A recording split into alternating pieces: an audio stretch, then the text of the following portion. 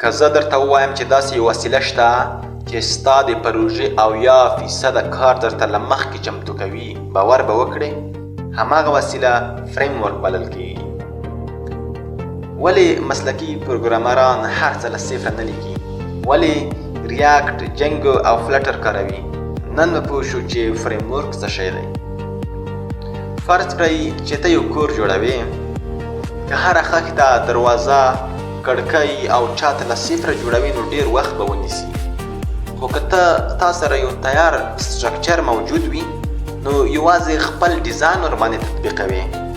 په پروګرامینګ کې همدې تیار سټرکچر او جوړښت ته فریم ورک وایي. پخوا پروګرامرانو هر څه به له صفره لیکل، هغه لاګین سیسټمز وو، ډیټابیس کنیکشن، سیکیورټي، راوټینګ، والیډیشن، دا ټول به یې بیا لیکل. نو د وخت د سپما لپاره فریم ورکس جوړ شول. اصلا فریم ورکس چې کوم دي د کوډونو او قوانینو یو تیار جوړښت دی، یو تیار سټرکچر دی چې د سافټویر ډیولپمنټ چې کوم دی هغه چټک کوي، تیزوي، وخت در سره سپموي او ستا کوډ منظم ښکاري.